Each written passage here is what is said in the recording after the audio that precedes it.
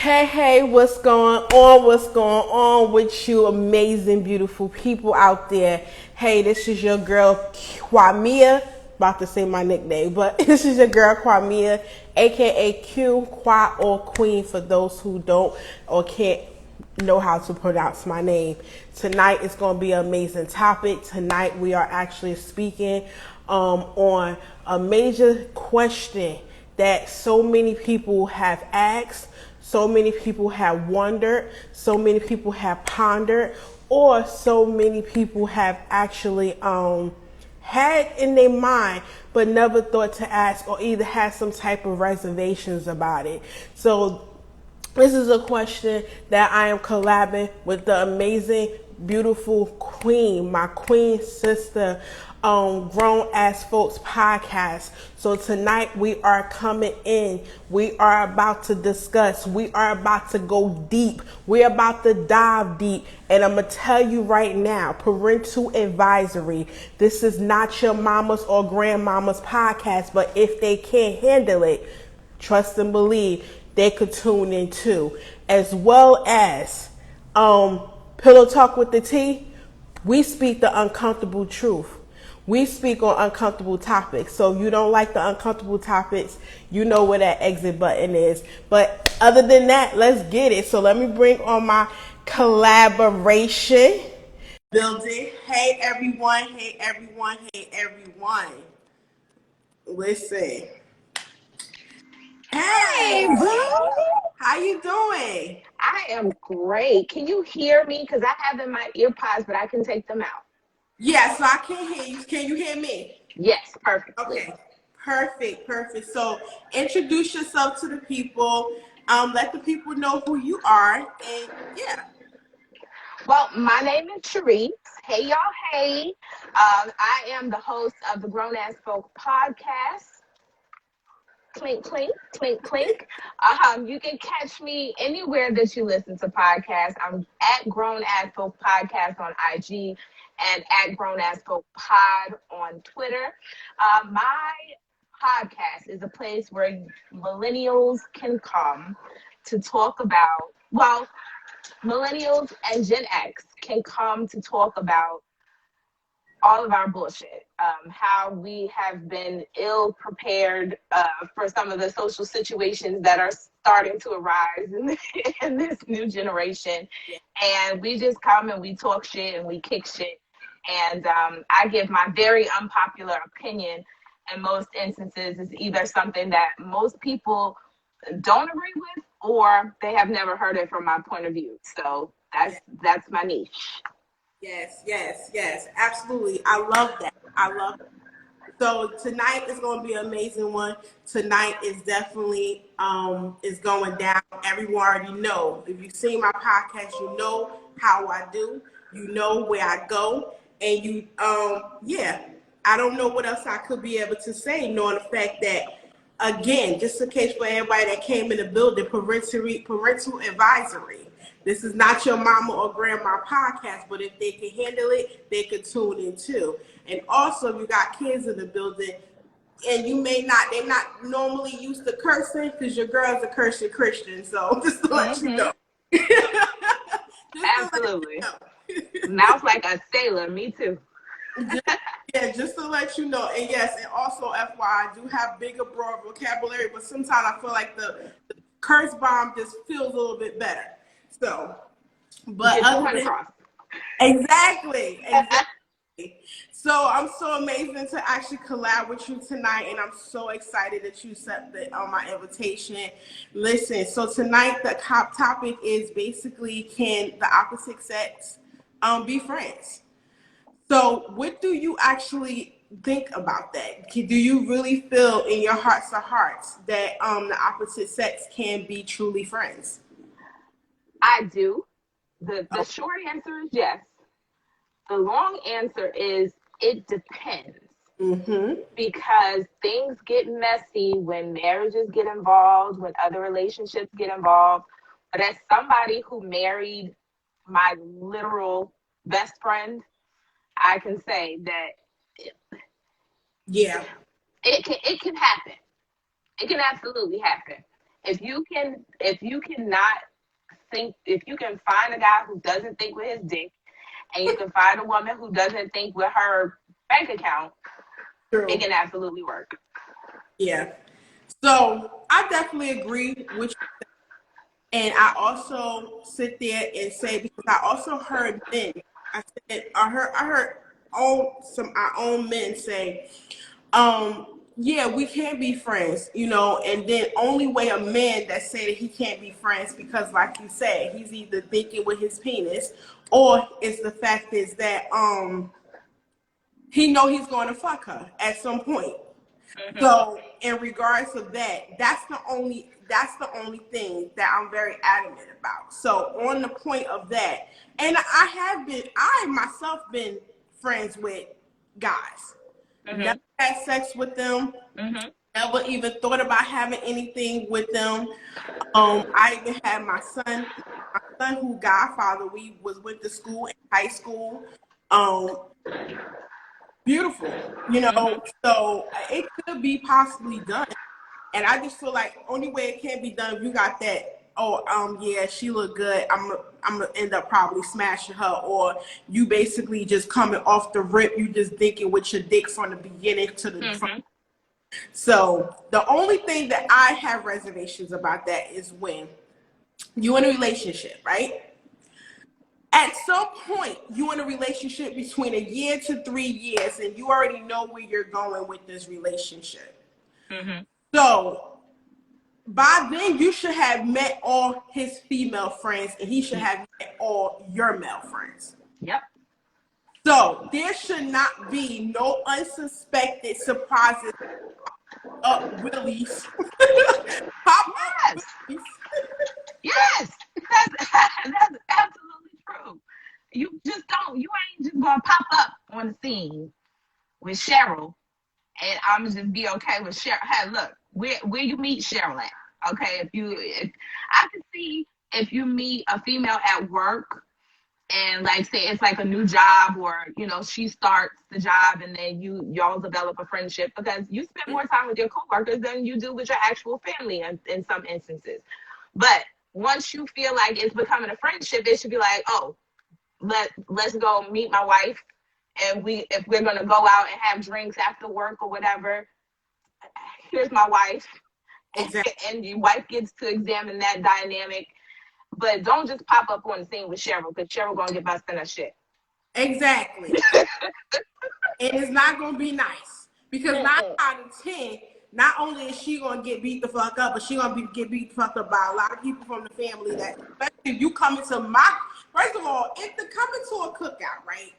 Your family, first of all, your family should have known your female friends before I even existed into the picture. So if I'm coming to the cookout and all of a sudden, if I see the family members are asking, who that, and you introduce me as she's your friend, and I'm hearing the people in your family asking this question, then that's already to me a red flag. Absolutely. One, it should also be the fact that if I'm coming to your house or we coming to each other's houses, right?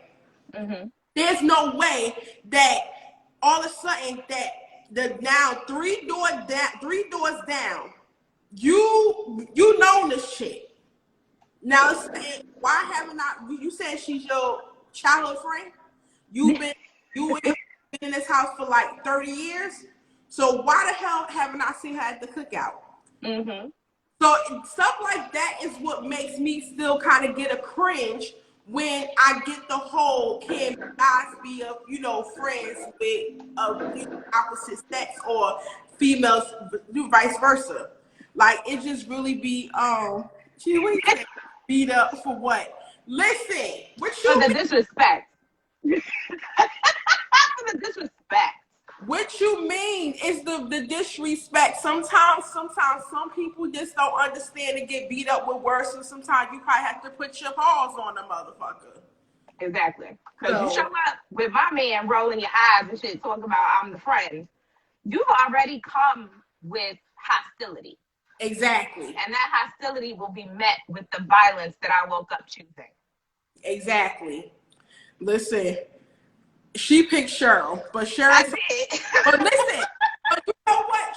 Cheryl do sound like Cheryl for some reason. Her name must be Cheryl. So don't get offended. Don't get what I'm about to say. Don't get offended, because Cheryl look like she'd be the bitch to come to the cookout showing up with my man and sitting there rolling her eyes because I'm the girlfriend that he just introduced me to everybody. But she mad because she ain't got that title. Mm-hmm. But she's trying to play the friend role. Like, no, because you would get beat up in the throat. I would hit you in the throat, Cheryl. Exactly. Exactly. Cheryl always wants to start some shit since I was little. And when I was a little kid, I met a little girl. She was 9 years old.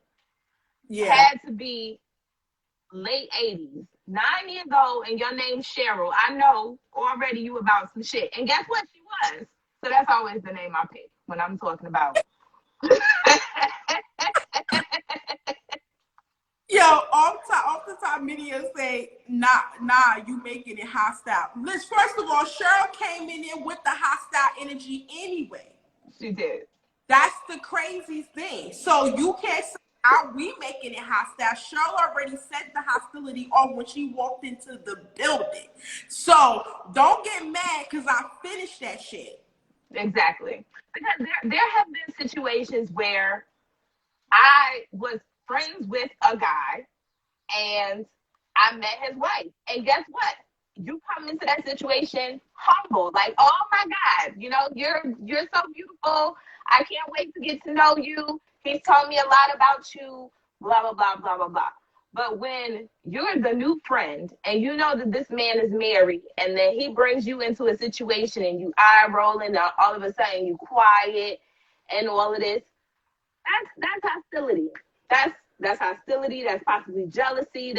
That's you being stank. Yeah. And then the next question leads to why. Why are you being stank? What reason do you have to be mad? And the only thing that's coming towards my mind or popping in my head is the fact you acting stink because even though you're the friend, you the friend that want to be more than a friend. So that's why you come stink and hostile, because you see that, oh, he's overlooking you and he's searching and hunting for other things. And now it's to the fact that now it's been a year and a half and now I'm at the cookout being introduced to everybody. I'm feeling some type of way. No, know your place, Cheryl.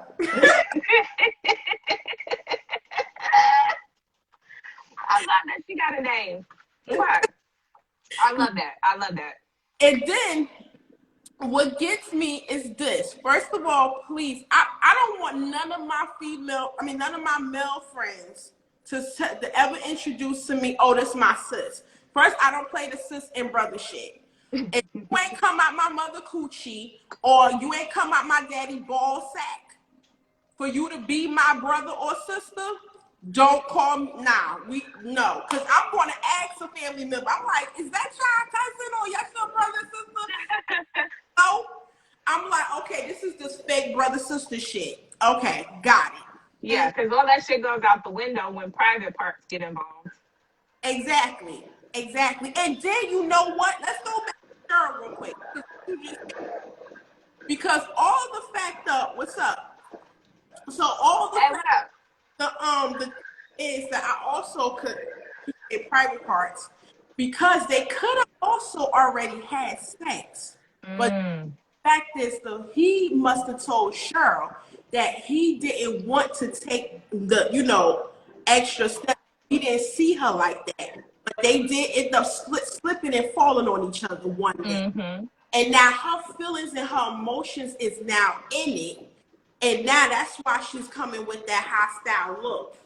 Period. Yep. And my thing, I do definitely believe that a man and a woman can be friends and never, ever, ever, ever have sex. And they are actually they're exactly what they are, friends. Either they grew up with each other, met each other in high school, elementary, college, or whatever. And first of all, don't, and that whole thing, because even since Grown Man Logic was on here, that made me remember that whole work husband and wife, fuck that. No, I don't play that shit. No. Because guess what? You got an actual wife and she sent you to work not hungry. She sent you to work with lunch. She sent you to work with your essentials. She put a first aid kit in your backpack with the Band-Aids. So you got everything you need at work. You don't need no work wife. For what? And for what? And like, okay, that's my coworker. That's all she needs to be, your coworker. That's it. Don't start doing all this extra touchy. Don't sit there and say because you feel something now you want to start calling him your work husband. No, he's not nobody's husband. He's a real husband over here. Exactly. He's an actual husband. Yeah. That's the day I can't. But listen, but my thing is, it's cool, but we can't also sit there and not forget the fact that, okay, yeah, men and women can be friends. But we also know we heard some stories. We heard some stories. We seen some stories. We witnessed some stories. Mm-hmm. I was part of some of them. Sorry about that. And then also, that's okay. And then also, I think a lot of times, where people think that it can't happen is for the few scumbags that are playing the long con. That's like they're playing the long con where they are, I'm your friend. Yeah, I'm your friend. Until you have that weak, vulnerable moment. And then all of a sudden, I'm going to be there with my penis out on your couch as soon as you have that weak moment. And I've seen it happen. I've seen guys allow themselves to be friend zoned so that they can get in the drawers. And it's like, bruh, like you don't have nothing better to do. You don't have there's no other woman in this world that you could pursue besides like preying on a woman's vulnerability and waiting until she gets to the spot where she has a weak moment, or she feels like she needs you, or she feels like she needs to repay you for something that you've given her in terms of the friendship. That for me, that's creep. That's creep status. Yeah, no. And okay, I also this too, where the fact is why I also don't play that work husband and wife shit, because I know that there's some people who cross the lines at work and actually do sleep with their coworkers. Yeah. So me, I never wanted, listen, let me say, I never wanted to actually be one of those people. I did one time in my past. That's right, girl. It's okay. So we're going to keep it all the way real and 100 and authentic. Let me just say that. So yes, I did it one freaking time. However, I regret that shit. Mm-hmm. And it taught me, nope, don't do it. Yeah. Because not only that, it brings a lot of stuff. Say if you're not liking him or you're not feeling him or stuff is going on. You know what I'm saying? Now you got to go to your workplace where it's another place, a zone to escape from other parts of your life. Now you got to see this person that you probably not fucking feeling right now, or you're not even liking, or you no longer even fucking no more. Yeah. And now you got to see this person. Every single day. That's why they say don't shit where you eat. Exactly. And that's my motto that I end up going with today. I do not shit where you eat, people, because let me tell you something. Your girl was going through it. But let me tell you something. I'm a boss. I went in that motherfucker with my head every day, chest popped up, making sure makeup was on point. My fly was on fly. Like, I'm telling you. So he ain't had no choice but to look. And y'all already seen my pictures. So y'all know I got ass, butt, and thighs. So that shit was like boom, boom. I was making sure. He see everything. Like, I was like, yeah, of course. But I can't. So what they say, what about when women fake the vulnerability moment to get the man? I've never even seen an example of that. Yeah, that's what I'm saying. I never really, me either. That's why that kind of like threw me for a second, because I never really seen it. I never really, maybe there's people who have done it, but nobody that I know, females, in my life or around me never actually admitted to some shit like that. And I I mean, was because like, why would you want to fake what? yeah, I've never even seen a woman be. I mean, I'm sure there are, but I've not personally seen a woman be that pressed. Because usually in these types of situations, it's the woman who is, Mm, oh, wow. oh, now that's crazy. Something is mentally, psychologically wrong. I'm sorry. I gotta now question your mental. Yeah, because Because why? Why? Is I what you why? know, because you don't have to do that unless you like, and I mean, unless you're like challenged in, some way, like physically, like if you like have, I don't like to call people ugly, but What? Girl, unless you I'm like, about to say you sound like my sister right now. So I'm gonna say it. If you're ugly, right, that's the that's the only way reason that I why can you're see faking that it. you would have to like get to a man's better senses before he'll sleep with you. Like that, I've never, I've never seen a woman have that problem. I can't. She say homegirl told my boy she was scared the dude was going to hit her when he showed up. Dude wasn't there, and she threw it. That's some real live lifetime movie fatal Yeah, attraction bullshit. she's a bunny boiler. Yeah, that sounds like that's crazy. That sounds like some movie lifetime crazy shit. Yeah, she's psycho. And then She's did psycho. I not just call that out? Did I not just say Yeah, like, I just literally said that? Yo, she's psycho. how about okay? So why she just didn't want just say I'm feeling you or hey, you know what? I'm feeling you enough that I want to slide on your pole. So let me get that dick. Yeah, Why that's do like you feel like you gotta be fake something just to get the D? Like, which I understand because men do it almost every day. They fake wanting to be in a relationship. They fake wanting to do, feeling this type of way about you. They fake doing, when first of all, don't fake shit with me. The same way as you probably want to slide into my toolbox, I probably want to slide my tube on your tube, my toolbox on your tube. So exactly. you not fake. You ain't gotta fake shit with me. Just say you Yeah, want to my juicy booty, and you want my thighs to be wrapped around your ears. that's it. That's all you gotta do. And that's the thing, is honesty is the biggest thing. If you Exactly. have two people who are honest with each other, then they can be friends. I've known people who were honest to the point where they said, yes, we do want to be more, we do want to be together, but they had to look at themselves and be like, nah, that shit wouldn't work. Like we both end up in jail. So let's just not even do it. But honesty is the only way to even have this work at all. Exactly. Exactly. Like that's just crazy to me. And what they say, oh, what was her name? She probably was a Cheryl. I know men come to a woman with a sad story to get what is it's 2021 about to be 2022. Come on, people. But This people think that people are so, people think that they have to game. That's just the way that they're raised and the messages that they get all their life, that you have to game people in order to get something. And it's just like, first of all, game recognized game. So I can tell if you gaming me just off the jump, and that's going to get you further away from whatever panties you think you're gonna get than it would if you just come out and be honest and be a G about it. You say I'm popping in and out, but I don't have friendship. I relationship put so less than listen, and I understand. And this goes back to what I tell I'm people. losing my life. You can't listen.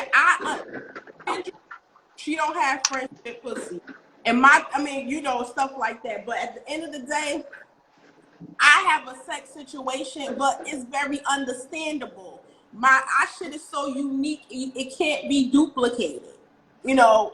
So and I always tell people that. Like, nah. like you Yeah. but But no, you gotta know your boundaries. You gotta know what your boundaries are. You have to know yourself. You have to know the other person. yeah. Everybody can't have a situationship, and that's cool. But it's better than two people being in some sort of relationship, whether it be platonic or not, and lying to themselves and each other every single day.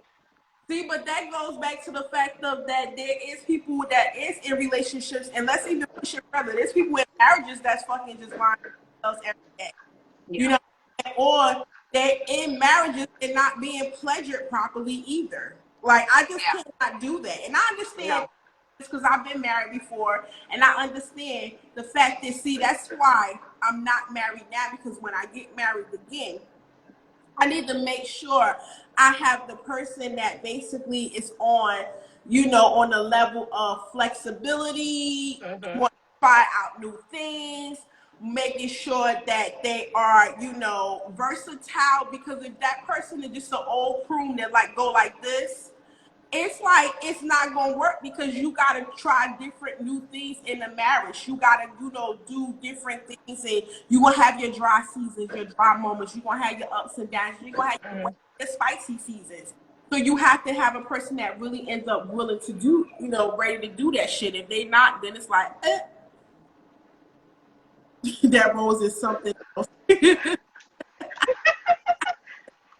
Listen, hun, the power. And I got a topic later on this season with my girl Kendra. Topic is off the hook. It's called The Power of the P, baby. Yes, because it is all powerful and all knowing. Yeah. I can't have it's called a sexuationship, people. Did that because I would be in my feelings. See, and that's the thing, and it's okay. Some people be in their feelings, and some people realize that they also are relationship people. Yeah. And it's serial monogamous and all those types of things. And you have to, like I said, you have to know yourself.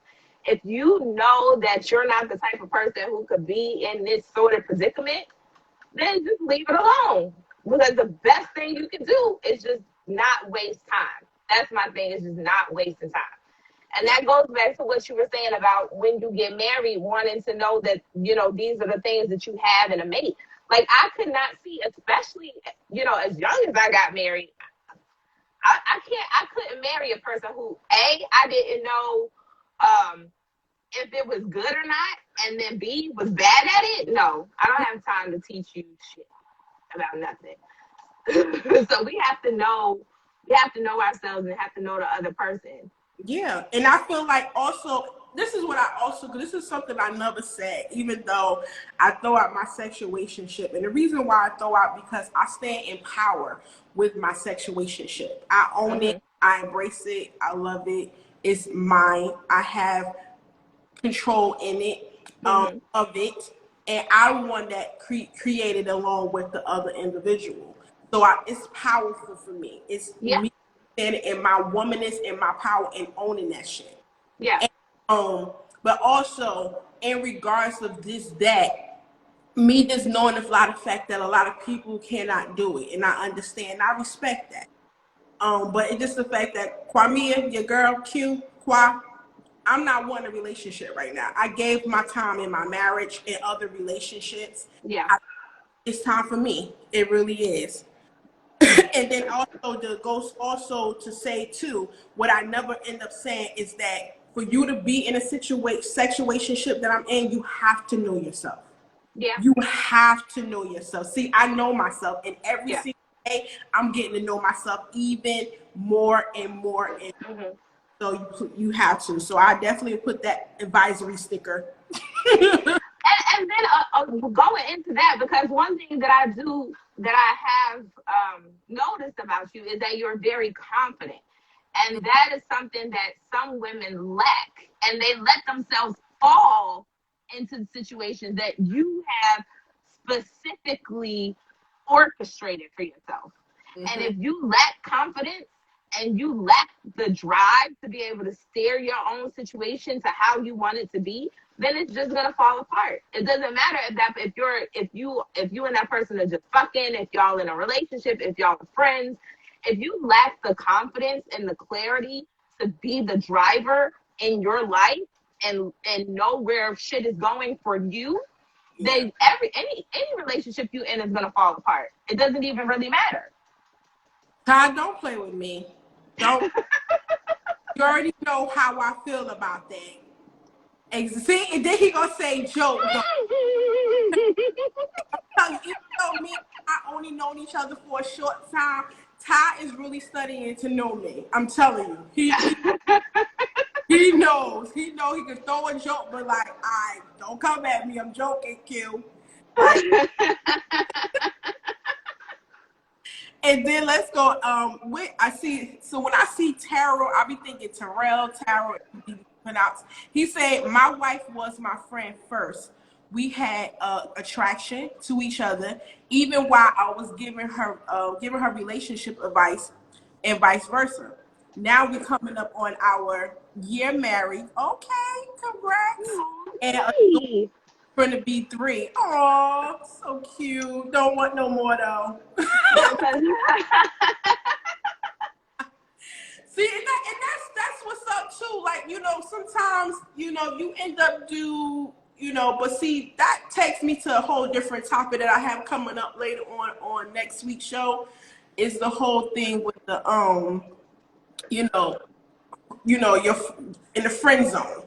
Because people don't realize that 9 times 10 that the person you have in the opposite sex is the one that you 9 times should be with. Yeah. That's you. And see, and this is what I also got a difference to people too, is the fact is a lot of people don't realize it's the difference of what you want, need.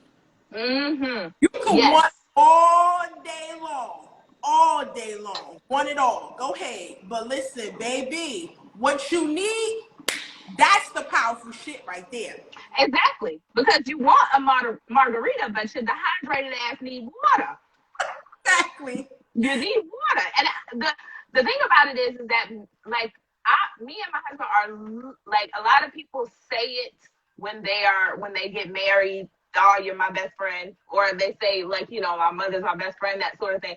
But me and my husband are literally best friends. Like, I always tell him and his mom all the time, like, knock on wood, if something happened with us, your next wife gonna hate me.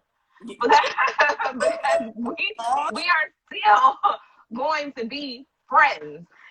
And like, people just don't understand that's the basic foundation of a relationship. Because you're going to get into those moments where you don't like somebody, or where you be like, okay, can you just get the fuck out my face? And the marriage certificate is not going to be enough to bring you back from that. It's going to be the friendship that brings you back from that, first and foremost. Yeah. And so there's nothing, if a man and a woman can't be just friends, I don't see anything wrong with that. But the problem for me comes into it when you get into the dishonesty, when you get into the cheating, when you get into not being able to be honest with yourself. That's when shit gets messy, and it messes it up that's why this question is even asked at all, is because there's people out there in the world who are dishonest, and they cannot have these relationships and have them function without getting messy. Exactly. Like, for some reason they crave the toxic bullshit and toxic negativity that they like. It's like they need it.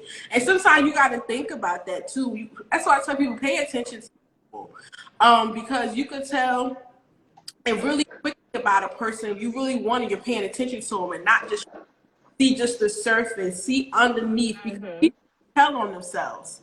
But a lot of people don't realize people will tell on themselves and tell who they are if you're not paying attention to them. Yep. You're paying attention to them. They telling you who they are. They moving in a way who they are. They speak. You're just letting it go over your head because at the beginning you're like, oh my God, you're so but it's so cute. It's cute right now. But no, because even the fact is that it goes back. If you pay attention, you can tell the dynamic of that person's environment. Tell the of their upbringing. Tell the dynamic of who raised them and where they get where their morals or compass or their mental mindset is. But let's just go back up. So let's see. Crystal was like, give me a sugar daddy. I ain't even gonna talk about that. Like, all in these comments. By the time they realize it's the guy in your friend zone, they waste. Oh yeah, exactly. I want a relationship, but I don't have the time for nobody games. Nobody don't have no time for nobody. No. Never. Me and my ex-wife are still friends, and sometimes people find. Oh, Oh, wait. What happened? What happened? he so he said me and my ex-wife are still friends, and sometimes people find that intimidating. I don't find it intimidating. I just feel like it's no need for me to be friends with any of my exes. Period. That's another topic on another show or episode of Pillow Talk with the T. Oh my God, snap facts. The friendship and compatibility always bring the bear back. I'm bring the beat back. Listen, I'm not sure if that's a saying, but it is now. When I read it, like, oh, hold up. Like the bars. That's just crazy. See, the thing is, yeah, I can't do the friend of my ex. I'm sorry. Well, I couldn't either. But just specifically with my husband, it would be, I mean, he, like, you know, when you get that, like, that you get that good news that you're like, damn, I need to call somebody and tell them that this is good news. Okay, they have kids. So He's my person. he asked him a question. He said, "Doing your ex-wife have kids?" So he said, "Yeah." Okay, That's different too. but at the same time, if I did have kids, I don't really have to be friends with my ex either. We can just make sure that kids are taken care of and we're good. I don't know. Maybe it's just me. I just can't. Well, when my mother and my father, they were never together in my lifetime. My brother's 10 years older than me. They were actually technically broken up before she got pregnant with me. So I've never seen my mother and father in a house together. I had never even seen them get along. But about 10 years before my father passed, they actually started talking again. And I used to say all the time, like, I'm glad that wasn't going on in my childhood because I got like double everything and I could get over on each of them in certain ways. But it was really nice to see them genuinely have a friendship and sit there and joke with each other and rib each other and that sort of thing and just have a healthy relationship outside of being, co-parenting or, anything romantic. They literally, they were like, you still ain't shit, but I love you anyway, So that was good to see. I think it would be good for some people, especially if they have children, to try to get to that place where you can have a friendship with the person that you made children with, because then that gives your children more of a sense of seeing y'all together and seeing what each half of them is made up of. Mm-hmm. As a unit without you actually having to be a couple or stay in it for the kids, which I hate, but whatever. Which is understandable, but the thing is, see, like even Crystal said that what she said, what if you still close friends with your child father? See, I can't relate to that because I'm not nothing with my sperm donor. Oh, right. So and I think that's why I say maybe it's just me because of the experience or maybe because of my past. I just even before that even happened, I never befriend or stay close friends with anybody that's just like if the branch falls off the tree, it falls off for a reason. I'm not trying to detach the leaf back branch. I'm not trying to attach the branch back onto the tree. I'm not doing that. It's all out. I have a question for you then. Okay. Because here's what that makes me wonder. Have you ever ended a relationship? I don't want to say amicably, but have you ever ended a relationship where it's just like, you all right, but this just me and you just don't work? And so where it's just not, you don't leave the relationship in animosity, or has every breakup for you been like, oh, fuck you, nigga, get out? No, and that's the thing. And I said this off the top media. Mm-hmm. All my relationships have not been messy or crazy or some type of bullshit of negative. Mm-hmm.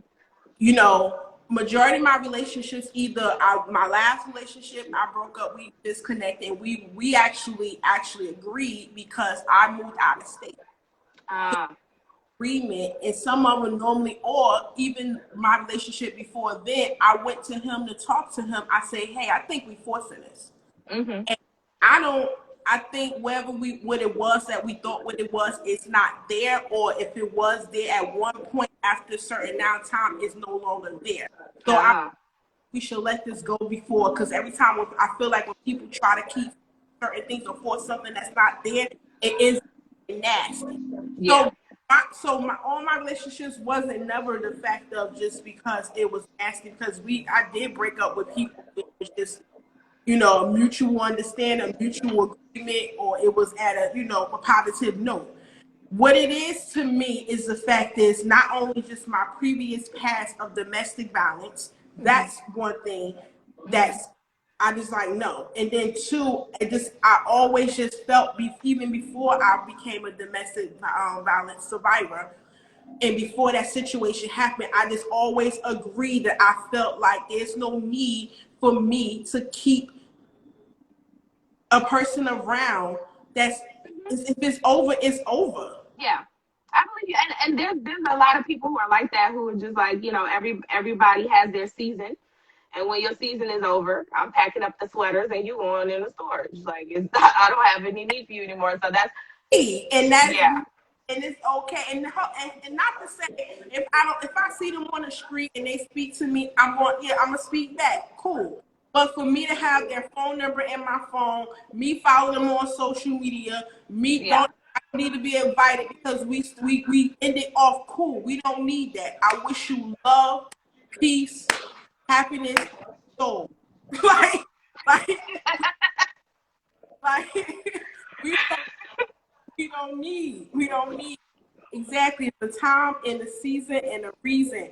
People stay alive for a reason, a season, and a lifetime. And eventually you will know what that person is at some point. And I feel like when the season is over, guess what happens? It's over. Yeah. Oh no, my husband, we've been together for 23 years. He blood in, blood out. I'm following you everywhere. Got you. But just if I die, I'ma haunt you. Some people know the season is over and she ain't finish it. I think I know what she about to say. Some people know their season is over, but they still want to end up trying to still latch on like the latchkey kid, and they still want to be attached to you. Like, and that's something that no, I don't.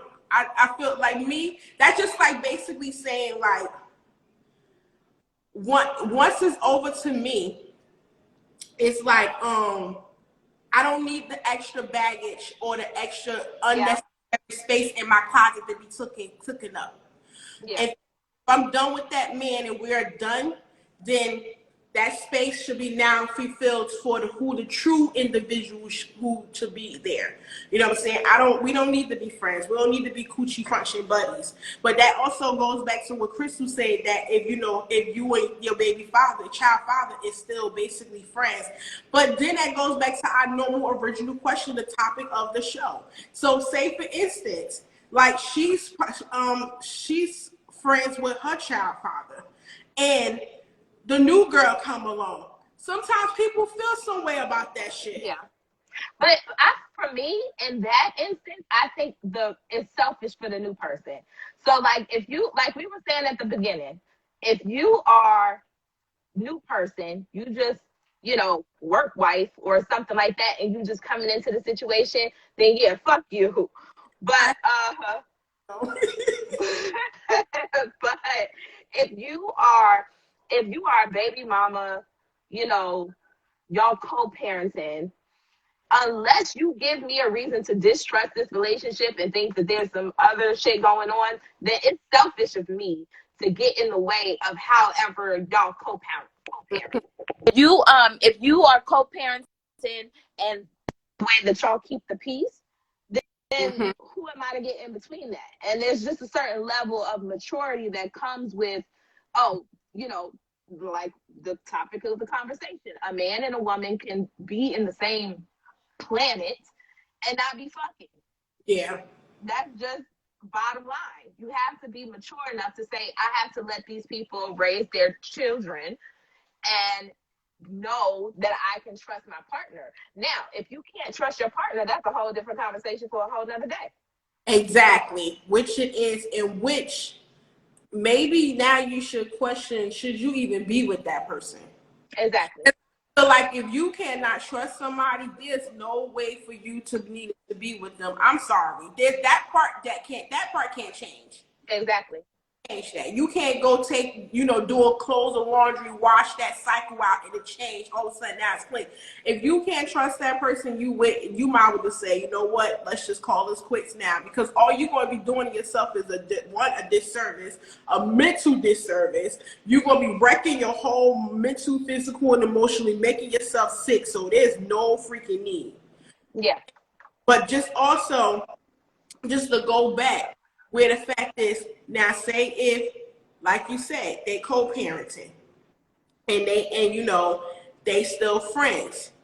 Sometimes I'm sorry, I just have to be careful with that. Well, because it's funny you say that, because the other day I saw a meme that was like, your I don't know if it was boyfriend or husband, but he wants to leave you on Christmas Eve to go spend the night at his baby mama house so he could be there for the kids in the morning. And somebody in the comments was like, "Oh, I'm packing my pajamas. We could go." And I'm just like, that's a little extreme. Like, no, you can't go spend the night. Wait. So it was a meme saying that he was about to go to a vacation or something with his baby mother? No, he was about to go on Christmas Eve. He was about to go to his baby mother house. And he told his girlfriend or his wife, I'm going to spend the night over there so I could be there for my kids on Christmas morning. So why girl, bye. See, now that shit right there, that's what I mean. Nah, so why can't they come to your house and be able to spend Christmas morning, wake up with you, and then and by time 2:00 come, they go spend Christmas Day with mommy in her house? Or you just wake up at 6 a.m. and go over there and say hi to your kids and bring your ass back home, or whatever if you want to do. But that's not the solution. Just like Trish said, spend the night. He must lost his mind. He lost his everlasting motherfucking mind. Like, what?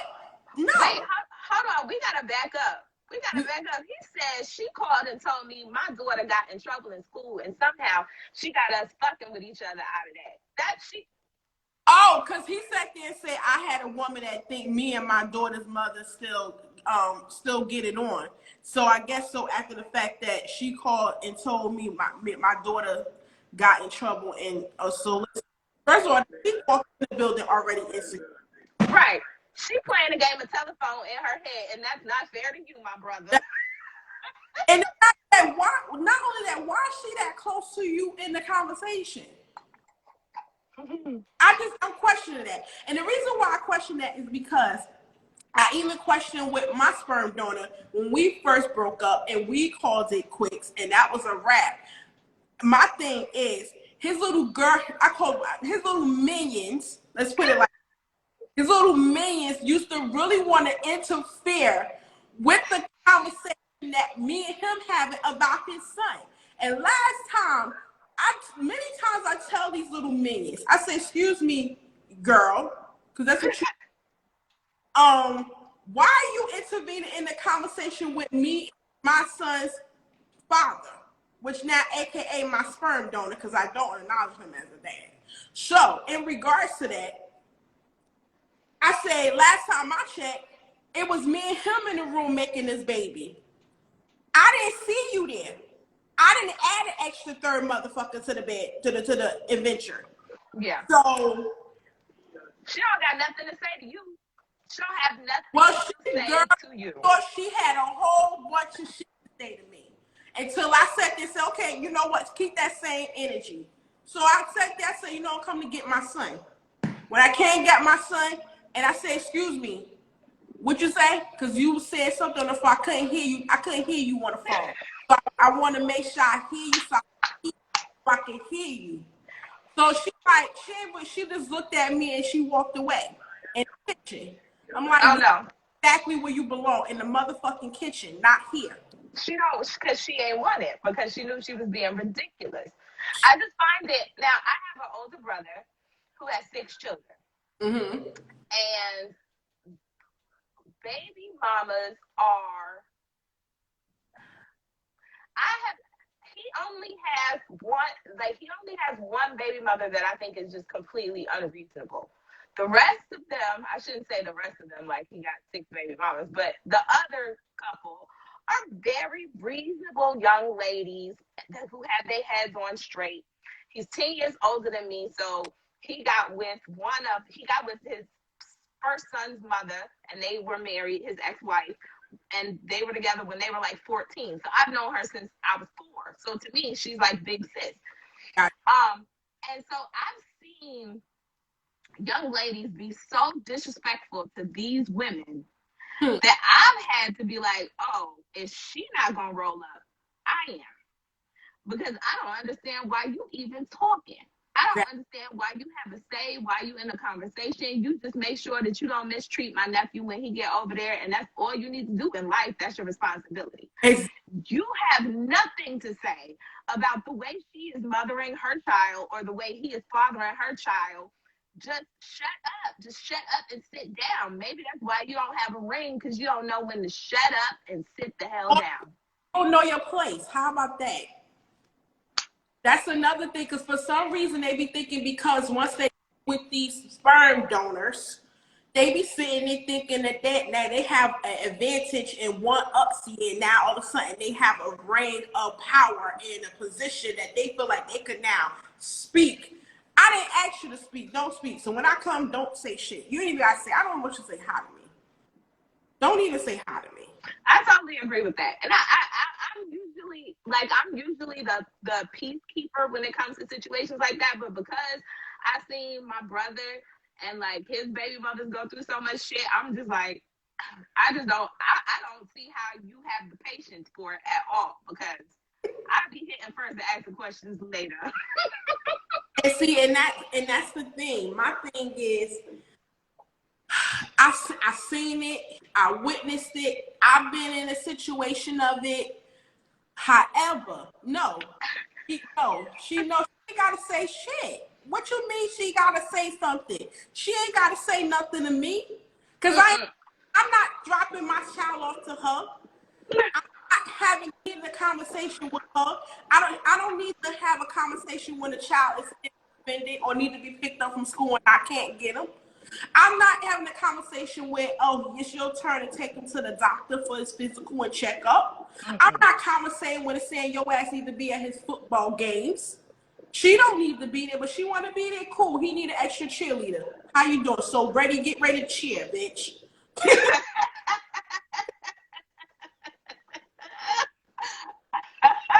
But my thing is, it's just crazy to me, because at the same time, it's like, I seen it, and I was like, damn, I never want that to be me in that position. However, it happens, but it happened to me, and I made sure as getting older, nope, not happening again. And in my prayer, in my specific prayer for my king that I'm praying for, and being very patient. However, I'm asking God to make sure He send me a man with children, because I don't think I really want any more kids. I want to be a blended family. Them give me a little bonus, little children. I take them, as long as they well mannered, respectful, and they know the fact that you don't need to call me mom. Don't do that. You don't need to do that. Just call me. Very specific. You gotta be very specific in your question. Don't leave them gaps open. Girl, bye. No, call me Miss Q. That's all we need. You know, if anything, if your mom asks me, she can't make it, she need me as a woman figure in her spot, I'll be like, no problem, honor to do that. But other than that, your mom is right over there. Well, I've seen that work, because my sister-in-law, she's older. She's I don't even know how old I mean, she's not old, but she's older. And so she's, had this late in life marriage. And she's got a bonus granddaughter. And her, like, that shit seems to be working out perfectly, where everybody knows their role, ain't nobody sassing nobody, and people just come pick up their kids and drop them off where they're supposed to, and the world is wonderful. And I'm like, that is my type of people. Everybody knows their role. Everyone's playing their position. Everybody's responsible for their exactly. And no one's not trying to go out the lines. And if you do, I'm going to give you this look that you not going to like. So let's keep it very poised, classy, and respectful, people. I love that shit. Exactly. I'm like, okay. But let me say this. However, once I do get my husband, and he comes and he say, hey, I understand I got children. You have a child. Now we're together. We got, 3 or 4. Cool. However, if he say, hey, honey, I do want one with us together. And I'm like, I would give him that. I would respectfully give him that. I respectfully give my husband a child amongst our DNA. Absolutely. But you only getting one. So don't think after that one, it's going to be, I can sit there and squeeze out another one. It's not. At this age, you better than me. So I'm like, ain't shit coming out of here. It's too late. It's over. That's I had one for a reason. If I really wanted, I had 2 more. If I really wanted to. But the thing is, but me, also, why I also believe and feel in my bones, the reason why I waited as long, because my son is 20 years old now. The reason I waited the way how long I waited, because I didn't want to be the baby mother. That wasn't my thing. I see my aunts, my mom, the neighborhood aunts, the neighborhood grandmas and moms, they all got multiple baby daddies. And that's something that I didn't see for myself. Yeah. That was like a fear to say, chill out. That ain't happening. Yeah. And even the thing is, I even suggested like years ago, I was like, if I did want another one, I would want it to be with my son's sperm donor so they can have same DNA all stuff, same similarities, look, likes, whatever. But I was like, he would just have to jerk his shit off in the cup. He's not touching me ever. Yeah. My cousin did that. My cousin had her second baby with her first baby father. They didn't do no cups or nothing like that. They got in. But, she basically told him, like, you don't have to be around for this. Bye. This is all I need you for. And it worked out. And again, look, if you like it, I love it. What you eat does not make me shit. I do not care what happens in your life. As long as you are well and you are flourishing, do you. But I guess it worked out okay for her. She still don't have no problem. Exactly. I am. And hey. So let's get to these comments and see what our family's talking about. Yeah, so they wildin'. The new girlfriend or boyfriend gotta say hi. That's all they have to. They ain't gotta say nothing. They could just what makes you they have to say hi? They don't gotta say shit. Like, be respectful, stay right there. That's all you gotta do. Don't come no close. And but you can keep going far as you want. Like it's crazy. I am Chris say, it's crazy you said that because my baby father girlfriend followed us to football practice. What? See, this is the craziness. I'm done. After practice was over, sis was ready to get her man out. Oh, yo, that's crazy. See, and 9 times 10, she not doing nothing with the baby father. You know what I'm saying? But it's just in her mind, the chick's mindset that there's something going on. You know what? I also recognize that too because I used to look at my sperm donor minions. I was like, oh, this is what he could do after me. Like you're supposed to raise the bar. You're supposed to go up, honey. You don't go from Dom Perignon to fucking Colt 45.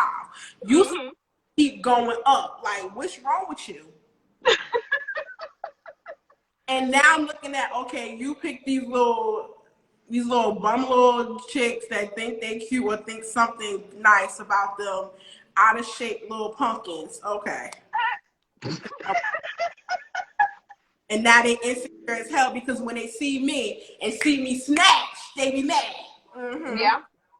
See? Insecurity will rear its ugly head every single time. All the time.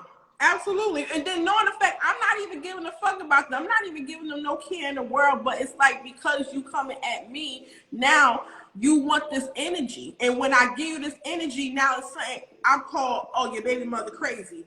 But did he not warn you that she could possibly be crazy and to know your place and don't cross that line because she is crazy? Yeah, that's the problem a lot of times is that they don't get fair warning. I've only seen fair warning one time in my life, and the girl didn't listen, and she wound up with stab wounds. See? Because what it is to them, it's like, oh, yeah, he's just saying that because that's his baby mother. So, yeah, she ain't really like that. But see, the thing is, remember, I didn't call myself crazy. He called me crazy. So if I listen, because normally when people call themselves crazy, they normally not crazy. Mm-hmm. So someone else is calling me crazy. So guarantee you.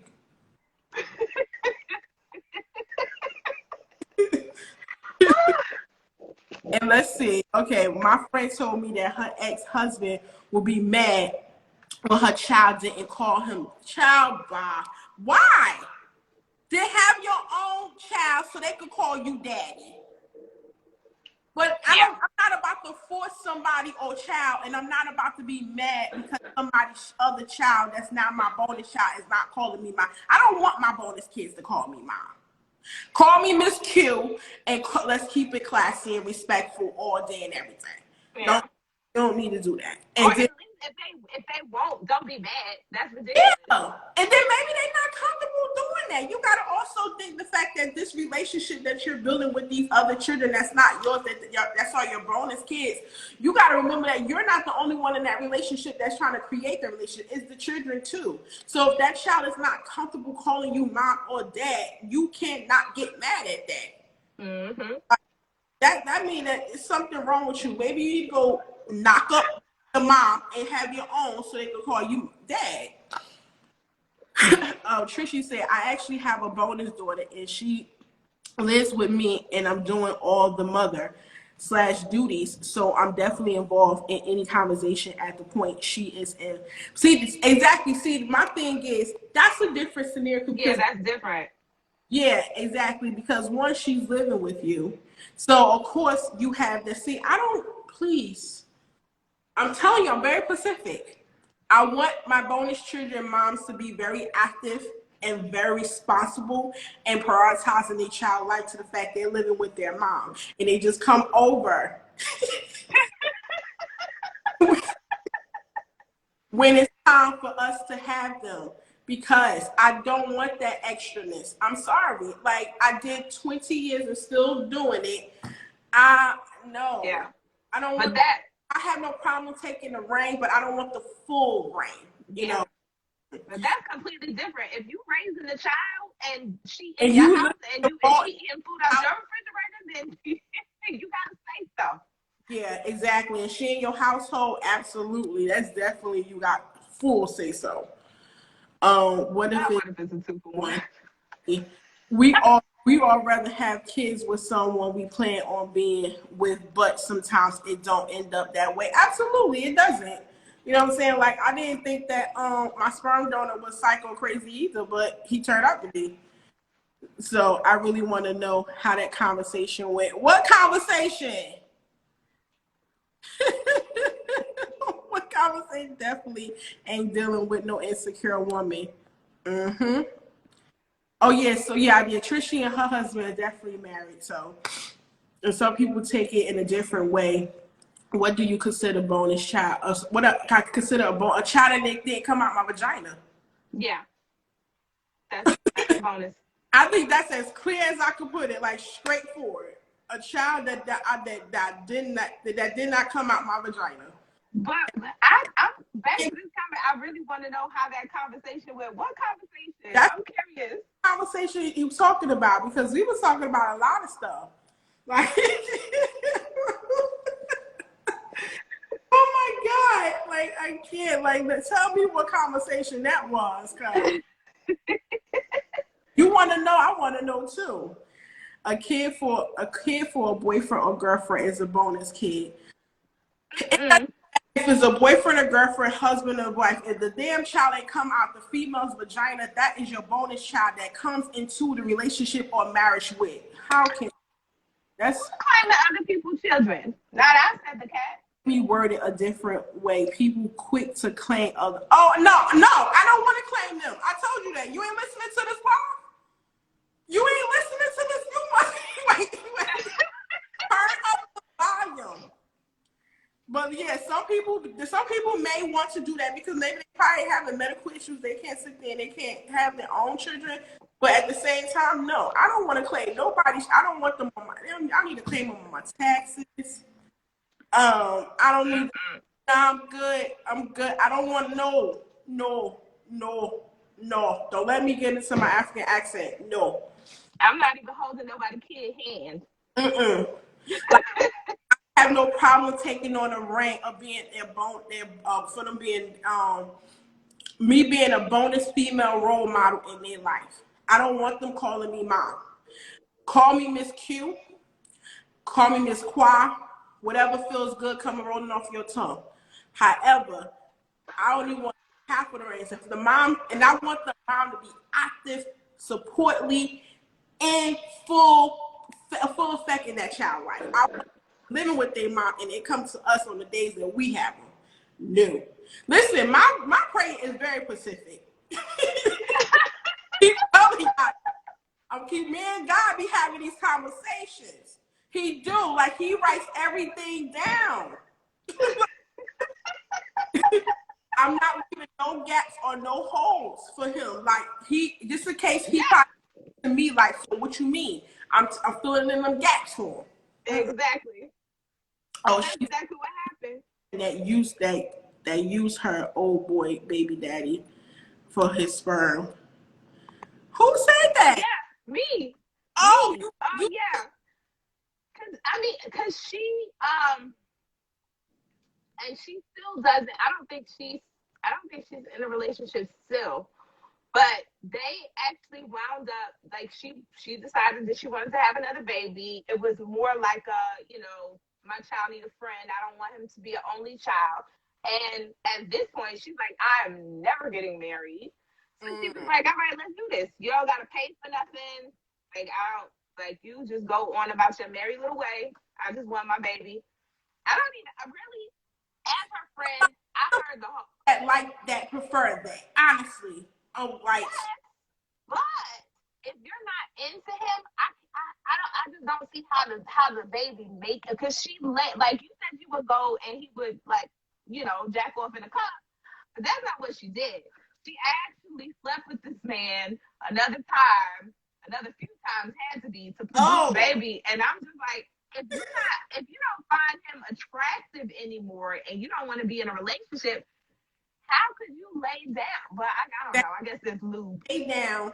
How can your vagina end up getting moist to go to wet to be? That's what I'm saying, girl. This lube nowadays, it'd be crazy, I guess. You put a bag over his head, a pillow, or she probably was close her eyes to fantasize that it was somebody. You know what? She probably was like this, like hard eyes. Because that's crazy. Because I've never even thought about that. Like, how do you even lay down? And she was so happy. She got pregnant. I'm sure it wasn't just one time. Like, I heard the story after the fact of when she was pregnant and in the late stages of her pregnancy, that she finally came out and told, like, our little circle of friends what was going on. But my question is, like, how did you even do it? Like, I can't. Once I'm done, once I'm like this, as far as, like, you a fuck nigga and I don't want to have nothing else to do with it. Why would it be a messed up conversation to have telling somebody, I just want your sperm, but I don't want you to be part of their life? I mean, I don't think that's a messed up conversation. It's surprising. I don't think that's a messed up conversation. That's just something that nowadays, that's just like even, okay, it's like even women going to the sperm banks And they just only want the child, but they don't want that extra bag. Should have called the father part of it. You know what I'm saying? They just want to take care of themselves. And that's just the same way she did it, but she just happened to go to the actual person. Right. Same fucking logic, but just different outcome. She just ended up going to a human being. And instead of her going to a sperm bank and end up had to lay on the table, she just laid on the bed and she just got, and as a man, how could you even say yeah? Because you made a child and you're not. Because he probably didn't even listen. That's just, oh my God. So you can't say that because let me tell you something. So how do you think that the sperms that's in the sperm bank gets into the sperm banks? How you think a sperm bank? Right. Because there are fathers who decide to want to birth something out here or give life to someone, give somebody the opportunity to have a child, but they don't want to be a part of it. It's the same damn thing. Mm-hmm. Exactly. They ejaculate, put it in a cup. How you doing? Get paid what, like $100? Call it a day. Right. Exactly. But that's very true. Call it a day, and that's it. The same way. A sperm bank wouldn't be a sperm bank if there was no sperm in there, right? But even then, it's lesbian couples who want their child, who want the child to look like one of them. So Yeah. they go and get a relative to impregnate the person in the relationship who's not, who's of no relation, so that the child can look like them or things like that. And then the uncle or whoever it is doesn't have anything to do with raising the child because they want the world to say, okay, this is our child. And then also it's transactional for some people because I've read of people wanting to have their children from a sperm bank so that if something happens to them and they're a single parent, the child that they already have, if something happens to them, they will have somebody who can give this child like a kidney or a blood transplant or something like that, so that they're actual blood and they don't have two kids who are completely like unrelated. Yeah, exactly. And not only that, let me tell you something about those people. The people in the gay community are very specific about their children, about what type of children they want to have. Mm-hmm. You know what I'm saying? Lesbian couples, men, relationship, men and men, like they're very specific. Even just like just a woman by herself, a single heterosexual woman, she's specific gonna make what she wants to. And like, because first of all, you go into those places and they have a file and you search, you see Mm-hmm. all the stuff, redhead, brown eyes, this and that. So know you get in. So, but it's the same thing. But he said, I don't think men are doing it because they want children. I think they are doing it for money. But he may not. The guy that she laid down with, I don't think he wanted kids either. Did he want kids? Oh, the guy that she went back to, yes, he was already, I mean, he was in the first one's life. And I don't think that he's completely like absent. Like, I don't think he moved to like another state. Mm-hmm. But fatherhood is not at the top of his priority list. Just as so many of them not. Exactly. And it's just like, hey, shit.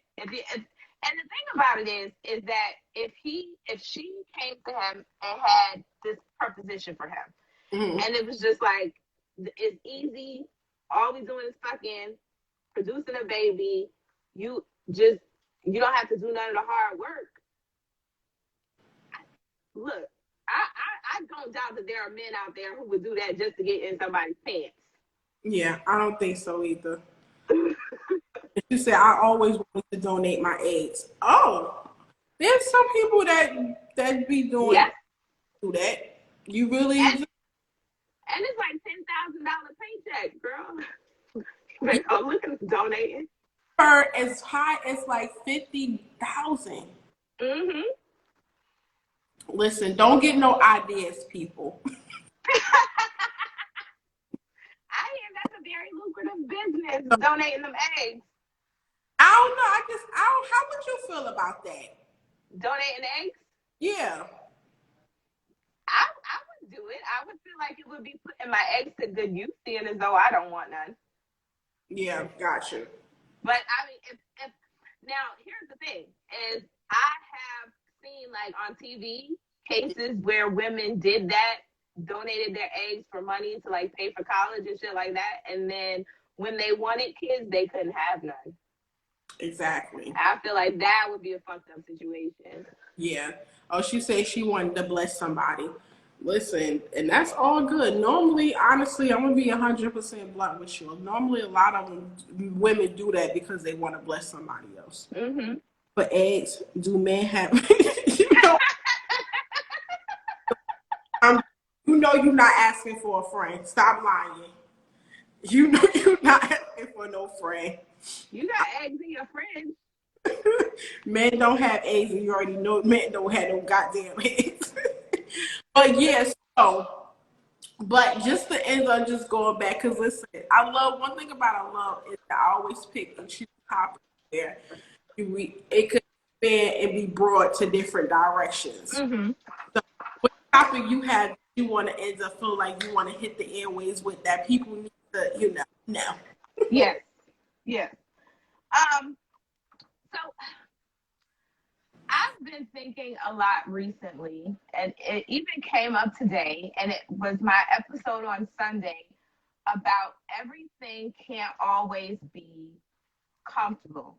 Everything can't always be nice and cozy in a relationship. Sometimes shit is gonna get real uncomfortable, and you have to decide whether you are going to be whether you're going to buckle down into that discomfort, or if you're just going to say, deuces, this is not worth my time.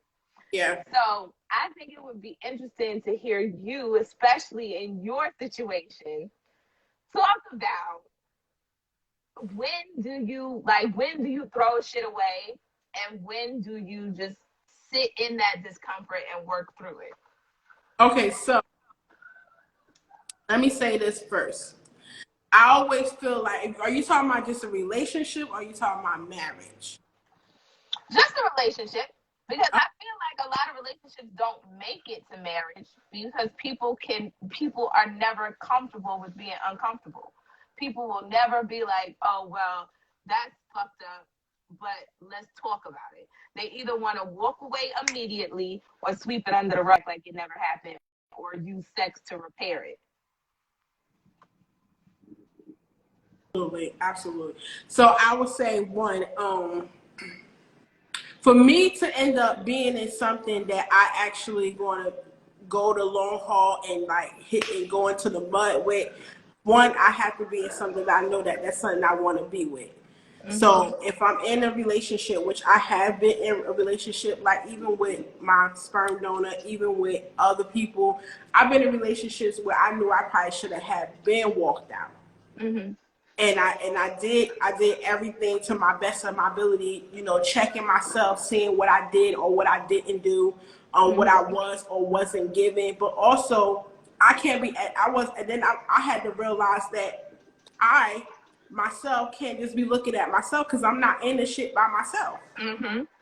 So when I see that I am putting so much work in and that other person is just giving me this, but they're not moving effort, because I'm going to give you a certain amount of days. Sorry, I am. Yeah. Because people could prolong shit to beyond measures and say, oh, well, you ain't giving a chance. Nigga, when we had that conversation, your chance started as soon as that conversation ended and you told me you acknowledge what I'm saying, you hear what I'm saying, you recognize what I'm saying, and you want to do better. So then start doing better. So, right. but after like a week or 2 weeks, now 3 weeks, now there's something wrong. Because now it's like, okay, now I'm dating myself, but I'm dating myself, I could just be by myself. Mm-hmm. But I end up throwing in the towel when I'm done. When I sit there and I feel like I cross all my I's, cross all my T's, dot my I's, feel like I did and gave it my all, and I literally can't give it nothing else. Or I'm definitely throwing in the towel when I feel like it's just me working and that other person is not. And they're not even trying to give a fathom fuck. So I'm just completely just out. Because sometimes people got to also realize, and I understand, like you say, a lot of relationships don't even make it to marriages, but also you got to also question to see if that person is even compatible with you in a way that, is this somebody you even want to make it to marriage to? Did you even want to even get on there? You want them to get on their knees to even propose to you? Because some people will stay in situations just to say that I'm in a situation or in a relationship, or to the fact that some people will end up also being there just to fill that void of not being alone, and so the space won't be empty. But then end up thinking that it's going to be changed and different once you get to marriage. And no, because marriage is not for the motherfucking weak. Yep. If you weak, don't get married. It's not gonna work. Exactly. It's not gonna work for you. This marriage is for the big boys, the big women, the women the big women that's gonna pull up their big drawers, and the big men that's gonna sit there and making sure that they sit there and pull their shirts up and down and need what they need to do. But so that's when I give up. Yeah. Now the problem that I've seen is I have friends who, I don't know if you ever seen this episode of The Fresh Prince, but Hillary she's engaged, and then her fiance dies, right? He like jumps off a cliff, right? Trevor, yeah. Exactly. And so like 3 or 4 episodes later, they're trying to get Hillary to go back out there and like date. And she meets this guy. She's like, oh, he's cute. And they go on a date. And then she gets on the date. And Will is like, Hillary, what's wrong? And she's like, his Adam's apple is too big. And so, so I have friends that have literally come to me and be like, you know, he blow his nose too loud. And I'm like, bitch, you just wanted to leave. Like, don't sugarcoat it. You just wanted to leave. That you wanted other options. Ready. That they not ready, and they end up going out there because their family, their friends, their people around them is pushing them out there. And I tell people, if you're not ready, don't go out there. If you're not ready, don't even step in the lines of the dating scene. Take that time for yourself, which that also goes to the fact that people who get out of relationships need to focus and taking them times for themselves. See, those are people that need to fall the fuck back. Those people that sit there and go out there and date and thinking for you to get under one, you're going to get over another one. And it's not. And you bring in all this extra laundry, pie, downy.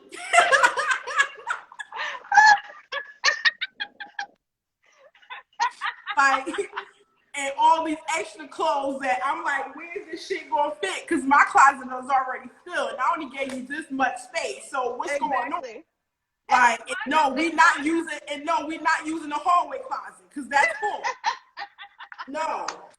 Those people wind up being the ones to damage really good people. Yes. Because they're out here just either if they're screwing just to be under something warm, or if you're in a relationship just so that you don't go home by yourself, you wind up damaging really good people who were ready to commit to you and have something real and like navigate life together. And I think it takes a certain level of maturity to even accept the fact that, hey, I'm not ready to be in a relationship. I'm not ready to be married. We'll get to that when we get to that. Because like for most people, it's this, when are you going to get married? When are you going to have kids? When are you going to do this? When are you going to do that? And they fall under that pressure of having to take each step when they feel like they're supposed to take it. And so a lot of people get hurt that way. But specifically what I'm talking about is when you have those two people who are in a good relationship, things seem to be going well, and then all of a sudden one person is just like, that little argument that we had the other day, I'm leaving. Yeah. And it's just like you have to be willing to get through the hard stuff. See, for anything. I've been in relationships like that. And when I see that, I leave. Yeah. And I'm gonna tell you why I leave. Because I've been with someone that I had to go through pins, needles, nails, and the Mhm. storm, hell, fire. And that shit is like really, it's mentally, physically, and emotionally and socially draining and Mhm. exhausting. So when knowing the fact that yes, I had stuck it out with that person, one person before, don't mean I'm doing it again with somebody else. I'm Yeah. not doing.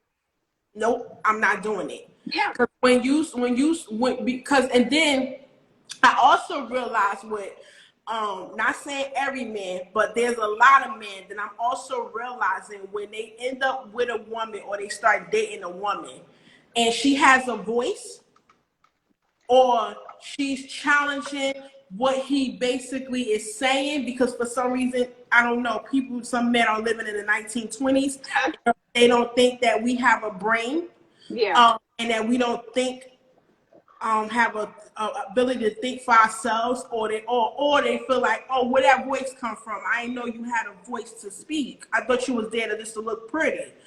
So when they feel like they being challenged or she don't agree or she's going to in a, just a different opinion of what he's saying, it's like, oh, you argumentative. You too, Yeah. or just like you even said, like soon as you get into a disagreement or to a little argument, Mhm. like, oh well, this is complicated, so I don't want to be in this it's like they want to only be in this rainbow, la la land, unicorn world, and Exactly. it's like, what? Yeah. So now I gotta sit here and give you this fake little unicorn world that you want to be in because you feel like, because if I speak, if I disagree, or if I sit there and feel some different type of way, then you sit there now, or we have a little spat. Now Mhm. you're ready to go out the door and you're ready for it to be over because you want a woman that's not gonna say shit to you. That's not gonna Exactly. correct your actions or correct that she got standards and you're not gonna do that. Yeah. Man, And then that right and a lot of there. it's insecurity. And once I see that little speck of insecurity where you can't stand in your truth and you can't hold your own with me, a lot of women, like some women say, once I see that, I'll walk all over you. I don't even want that. Once I see that, I'm out because Yeah. you can't handle the next layer of this onion at all. If you can't get through me saying what I have to say, Right. me standing my ground, me telling you my opinion, me telling you what you're not gonna tell me I can and cannot do. Mm-hmm. If you can't do that, and that's one of the reasons why, and I hope none of my New York guys are in the building tonight, but that's one of the reasons why I did not marry a New Yorker because I could not. That relationship would be so volatile So because hold on, wait, where you from? I'm from Brooklyn. Okay, so but you ain't married a New Yorker, No, period. I married a New No, Yorker. from none of the boroughs. None of them. Not none of them. No, I don't want nobody from Yonkers, Syracuse, Schenectady. I mean, we banned men all the way out to Connecticut Listen, because I get it. I I get it. can't. I don't. It's I don't. always this constant. That's Yeah. all. That's all Head it is, bumping. and I cannot take it. Like my husband, he's from Detroit. He is the biggest alpha male that you will ever meet. But Mm-hmm. when I get to my, you know what I'm saying, doing my Brooklyn girl shit, I'm from he's Jersey. I know.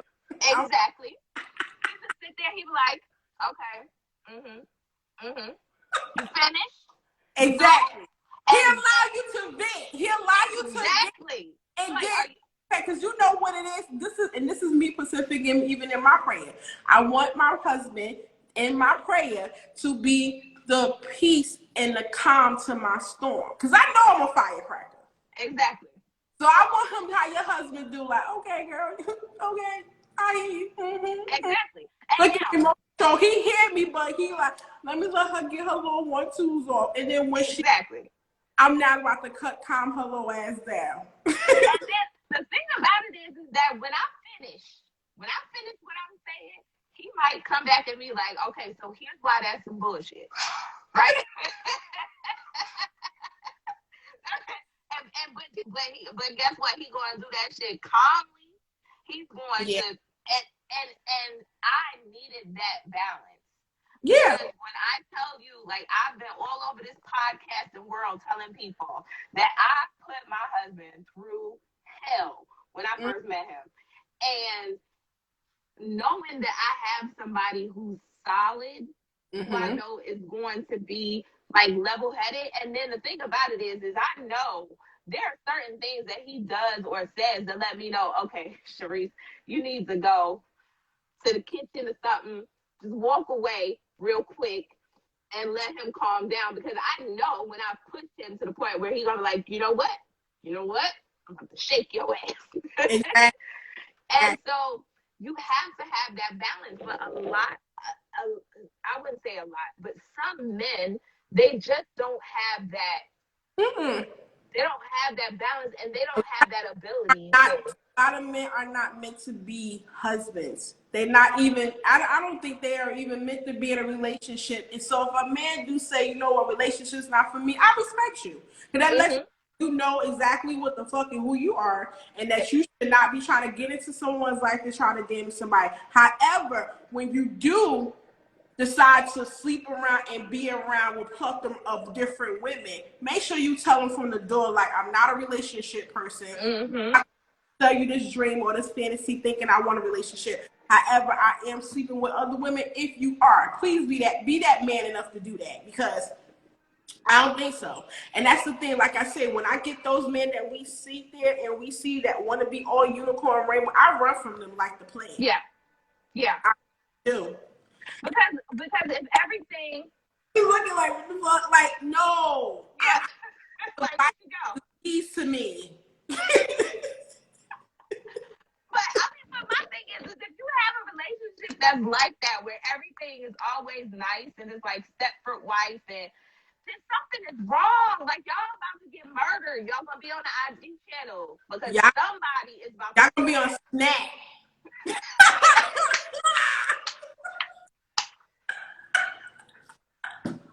Cause somebody gonna snap on their ass and be like, yo, I'm tired of this nigga thinking that everything's fucking rainbow and unicorns, and he walk his ass out this motherfucking house one more time. I'm Yep, snapping. yep, exactly. But yeah,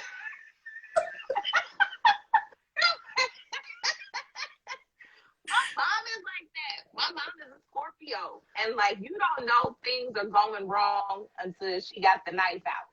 Mm. And I'm just like, I cannot have that every day in my marriage. Nah, Like, nah, nah. absolutely not. And that's why I say that. That's why I say people, and women specifically, or but both sexes. But I definitely speak to my ladies, because sometimes they could be clueless as shit. Like, when you do pray, be precise with your prayer. Like, seriously. And like I said once on off top media, when we was on the live, I was saying that we used to worry about damn, we have a good credit score, you know, Mm-hmm. how he is, mama. Now we gotta worry about the fact is, what is his mental psychological results is. Yep. Like, I need to know if you fucking crazy. Yep. Or I need to know that, can you actually stand the heat in the kitchen, or you one of them motherfuckers that got one foot in and one foot out the door? Yep. Because if that's the case, you the plague to me. And I don't want to be bitten by or attached to no virus or no disease. Exactly. No. Exactly. And And I think nowadays, I I, think it's, I had a guy like that. That shit pissed me off. I was like, oh no, I'm good. yeah. And I think nowadays it's like, I think dealing with men now, you are more likely than you've ever been to be dealing with a narcissist or a sociopath, somebody who can mirror your emotions for as long as they need to get you to do what they want, Yeah, and then flip a switch. exactly. And that shit is dangerous. It's And very dangerous. And it, it's like, and I didn't even fathom this. And see why two heads are better than one. Because I didn't even fathom this in my episode on Sunday. Because if you're dealing with somebody who's a narcissist or a sociopath or any of those things, even somebody, and bipolar is not something that you can control or anything like that. But even if you're dealing with somebody who's bipolar, and you get into a relationship and everything is always nice and wonderful, then when shit is not good, that whole house is going to come burning to the ground. Exactly. And that is the most dangerous predicament that you can ever see yourself in, because you can't prepare yourself for that. That's true. Or me, I'm a communicator. And I know a lot of people are not with, but some people, men, you know, because I don't know, maybe they was raised, some of the men was raised in a house like, you know, men don't show their emotions, men don't cry, and da da da da. Fuck that bullshit, all lies. Like at a certain point, when you get to a certain age in your life, you should like, okay, I am a man. I'm going to cry because that means that's my power, and I'm going to stand in my power, and it makes me more of a man. It makes me even stronger. So you sitting there coming in a relationship, and then you not want to communicate, and you want a communicator. Now that goes back to what you just said: is that person who's a communicator now probably being shut down by a non-communicator. And now she's not, or he or she are not talking. And then all of a sudden, the shit gonna keep building up, piling up, piling up, piling up. Bang! Exactly. That whole like even the next door neighbors gonna hear how hard that house rocking. Yep. Because I'm telling you, because it happened. Because it happened to me. It happened to me one time, and I'm like, no, I need to be with somebody that's the calm to my storm, that will allow me to vent, but won't call it bitching. But because he knows me and knows that okay, she needs to get this off her chest. She needs to get this from it not festering. And not only that, but then be like, okay, like you say your husband do, like, all right, you done? Okay, so now let me tell you. Yep. with a nice calm tone and voice. Like, because you can't help when they got a nice tone, voice, and tone. You be like, okay, daddy, tell me. Right. Right. But it can be like, okay, I'm sorry, but here. Exactly. But I'm telling you, like, I can't, like, and I be thinking, like, really be needing some classes for some people. And, like, I understand they got all these different sex classes, which I love, and I take some. But they also need some communication classes, too, for couples and people that's not communicators, because that shit really drew me.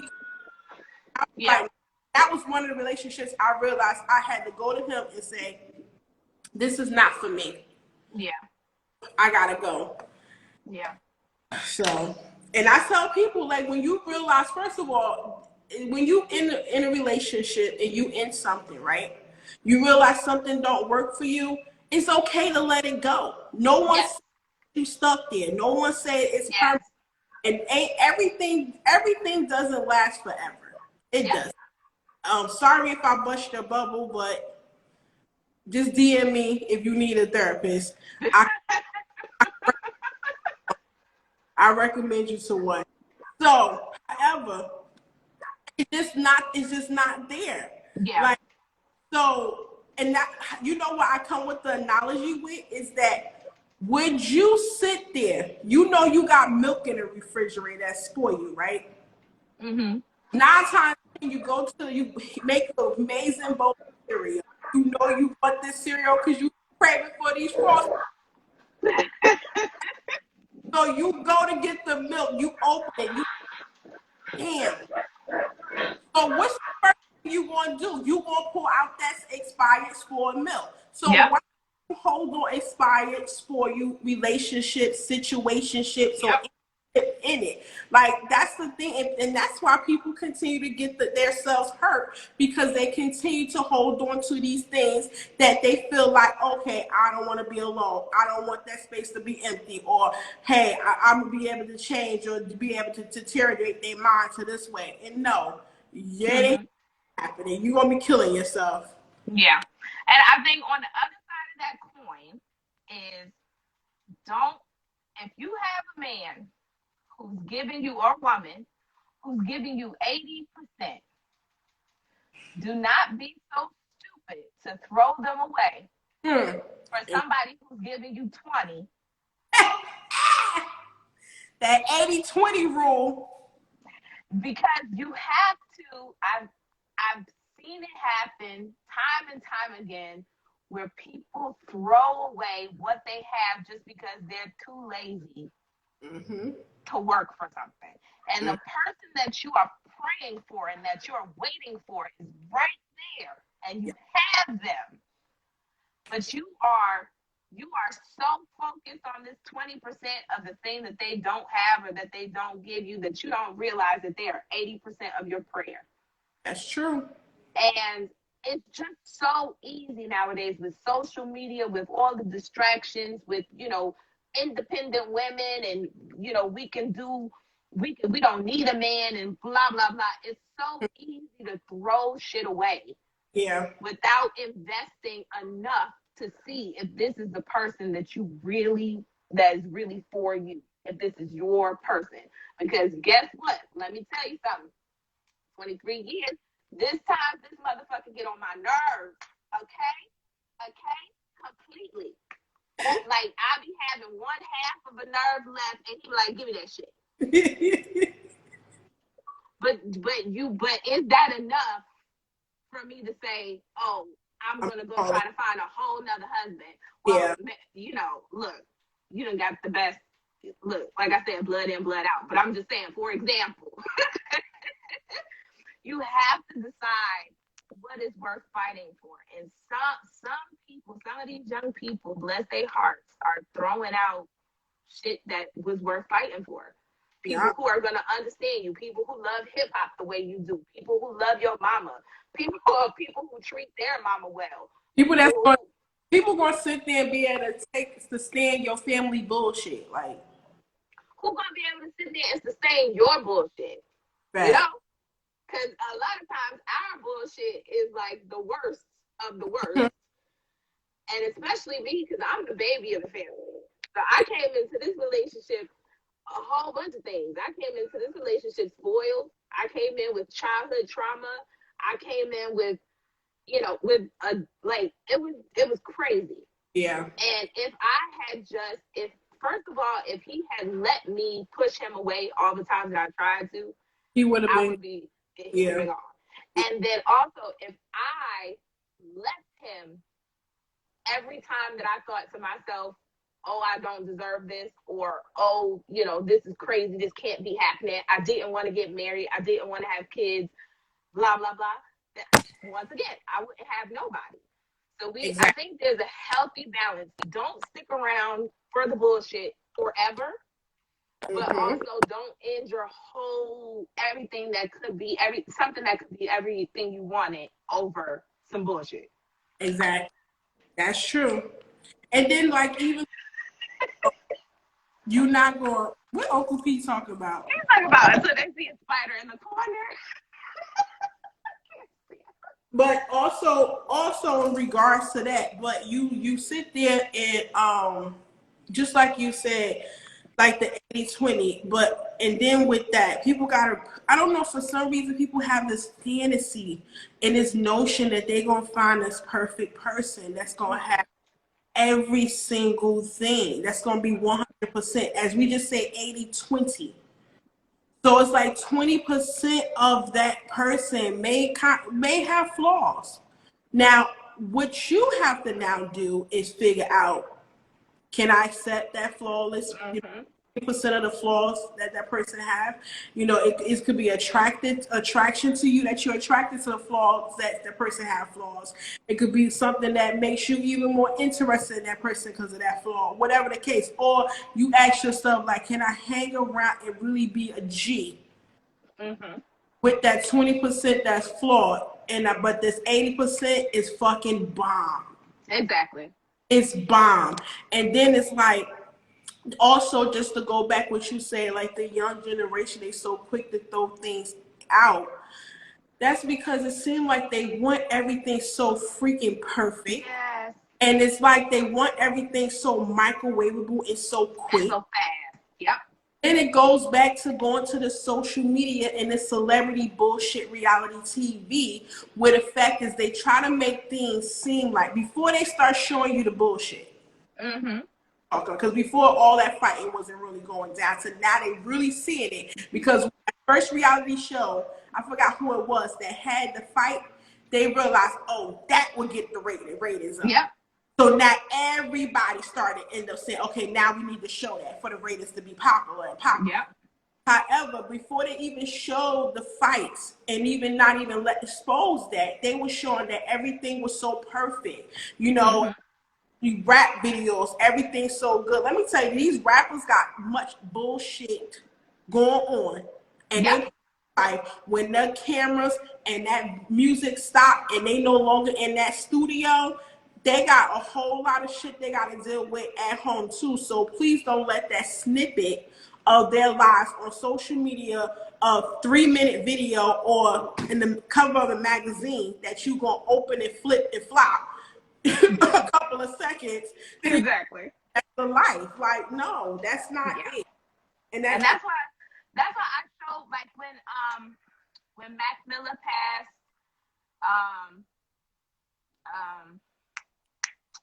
Mac Miller and, oh gosh, the other kid, I can't think of his name.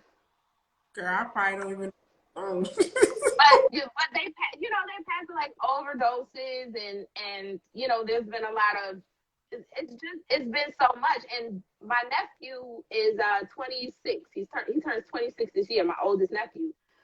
And I had to sit him down and talk to him and say, look, this life that you see out here is not real. It's a mirage. It's like you in the desert and you hot and you thirsty and you see a bodega in the distance.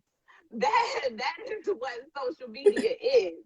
It's not. It is, none of it is real. You cannot base your life off of it because it's gonna get you one of two things: depressed and fucked up, or in jail, trying to be a little baby gangster, following after these people.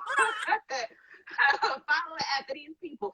And these people, they rapping about guns, they rapping about killing, they rapping about all this, but you see, they go to jail, the first thing they do is snitch. Exactly. They're not hard neither. So you cannot base your life on that. You have to go out, live your life, be your authentic self, and then you find your tribe. You find the people who are going to love you.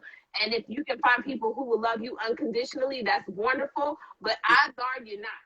So you love the people who love you. And like you said, everybody has a season. When they don't love you no more, then they could go on their way. And you have to be able to deal with it. You have to get this thick skin. Because I don't know what it is with this generation, but their skin is not thick like ours. Like, my brother, he comes from the generation, they ain't have no seatbelt. So he feel like, I can go out here and jump off a cliff and live through it.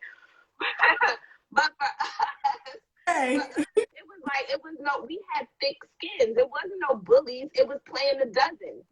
Yeah. It wasn't no, we didn't really think about, we didn't internalize things as much. And even when we did, we were taught to fight through it. Now, I can say that I admire them because they're paying much more attention to mental health than we were. But it comes a time where it goes from, okay, you cannot, okay, you have to acknowledge your mental health, but you cannot go through this world letting every single thing hurt you and get you down and have you fucked up. That's just no life to live. You're never going to be happy. And everything everybody says fucks you up mentally. Exactly. Listen, you have to have thick skin, but at the same time, not only just, he said Poppy in the desert all day. Yeah. She put Poppy. I thought she was gonna come out at least say a water fountain or something. She said the corner store. But also in regards to not just having, and I understand everybody is human, and you got to also realize that I come to a notion that a lot of people get shielded from reality in the real world. When they do coming out in the streets, that's called reality, they get knocked down because they wasn't mentally, physically, emotionally, socially prepared. Yeah. I come from a family that's part of two different worlds and prepared us for the life, either professional or the streets. So in regards of that, we knew when that challenge come that we not gonna take the easy road to just to give up and say, oh damn, this is hard. Yeah. But also just having the ability to have thick skin or just growing up to at least have some type of strength in you. I so like I said, we human, so of course we gonna break some. Yeah. um to have someone to talk to, have a therapist or someone you trust, because listen, that mission is serious, like you definitely need to. So I always recommend people getting someone to talk to, a therapist, psychologist, counselor, life coach. I know an amazing life coach if you want a recommendation. I know amazing therapists if you want a recommendation, and an amazing psychiatrist. Yeah. Um, and some pastors, reverends, deacons, and Right. Right. but Yeah. but serious. So like the thing is, people just need to realize, especially, and you know what's crazy, because when we was coming up, we was looking up to the older generation, where it's like, oh damn, Yes. mom, she's about that, like she's a boss ass chick, like she's strong, she ain't letting that shit hold her down, tear her down. But it's like for some reason, it's like now the kids that's under us, it's like they ain't even, first of all, they ain't even got that much fucking respect for us nowadays. And so if you ain't even got that much respect for us, you definitely ain't looking at us to sit there and say, oh damn, they like, mom going hard, or sis going real hard. Like she ain't let that shit bring her down. She getting up the next day, doing what she gotta do, and still, doing her damn thing, but not letting that defeat her. You know, Mm-hmm. like forget them seeing that. They not even respecting us. And this is No, why that's true. that's why I say I can't take a disrespectful child. That's why I say my bonus children need to come respected, well mannered, and respectful. and call me Miss Q. Like Right. But but it's true. It's so true. it is. Like my mom, okay, so my mother is 10 years older than her aunt. And so, yeah, their pants are way too tight. But my mom is 10 years older than her aunt. And my brother's 10 years older than me. No, that's not right. My mom is 10 years older than my aunt. So growing up for me, my aunt was like my cool aunt, because she was so much younger than my mother, and I went to her for everything, and I went to her for advice and all of this other kind of stuff, and it was like she was cool to me. And these kids, like these children, I got 13 nieces and nephews. I have to constantly explain to them, look, I am cooler than your parents. They are 10 years older than me. You need to appreciate the fact that you have a cool aunt, because you need one. Like, you need to have that space where you can sing along to Cardi B and don't have to worry about what lyrics you're singing or what lyrics you're not singing. Like, I need you to appreciate all of this. And, like, I can't imagine somebody having to explain that to me. Because when I was little and I was riding in a car with my aunt and we was listening to, like, Vanity, I was just like, oh, this is the shit. This is the pinnacle. She is the best. Yeah. And I just don't understand what's happening now. It's like, and then something that makes me mad is that this generation be like, oh, y'all old, y'all 32, y'all 36, y'all 40, y'all old. Not old. But listen, everybody that y'all getting all your trends from are this age. You think them old ass ladies on Love and Hip Hop Atlanta are young? No, they old women, just like me. They baby cougars. Yeah. See, I'm that cool aunt too. But see, I'm that cool aunt that if I give you that look, yes, but if my tone and my voice change, my niece and my nephews know not to fuck with me. They know. They yeah, be like, absolutely. But most of mine are grown now. So I only have I have four babies. I have they're the 2 7-year-olds, 2 8-year-olds. But all of the rest of them are like grown 18 and over. So I don't have to exercise that look no more. It's like, okay, you want to be stupid, go ahead, go to jail. because at the end of the day, we instill some good values in you. Now, you choose not to tap. That's your problem. Exactly. Like, but I can't. I just can't with it. I listen. Hopefully they get it. And like you said, the stuff that is trending, it comes from us. But see, the thing is, they look at us like not believing that we are age because we look young than our Yes, young. that's true. So they looking like, oh, well, that she's in my age or he's in my age range because they're looking at the looks. Now, if I tell you my age, you'll be like, nah, get out of here. You really, you whatever word they be using, you capping. Like, but at the same time, I'm old enough to be your mama and put you over my leg and knock you the fuck out. Like, Exactly. so, but they don't be thinking that. And on top of that, like you go back and say, you say 35, 32, 40. First of all, that's not old. And I understand I'm trying to see, did we ever probably look like that's old without? No, I didn't, because I was raised by old people. So my mother was 32 when she had me. My brother was 10 years older. My whole family was old people. I looked up to these people. When I was a little kid, I used to be like, oh my gosh, I can't wait to grow up so I could go out to the club with them, not knowing that when I grew up, they was going to be 70. But for me, that's not old to me. But to these kids, once you turn 27, you old. Yeah. But what? Yes, girl. Oh, They be no. like, oh, 27, 28, that's old. They old. No. Because, those are the teachers now, the 28-year-old science teacher. Because they come straight out of college, Mm-hmm.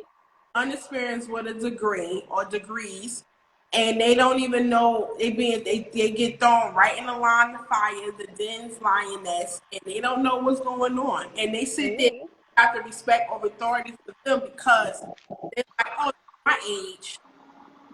Yeah, that's how they look. They're like, oh, you my age, especially in high school. You my age. Like, what are you talking about? You ain't telling me what to do. Like, but it be crazy because I say so much, and I be like, what? But like to go back to answer my own question as I'm thinking, I don't think either because like you even said, I was raised up by older.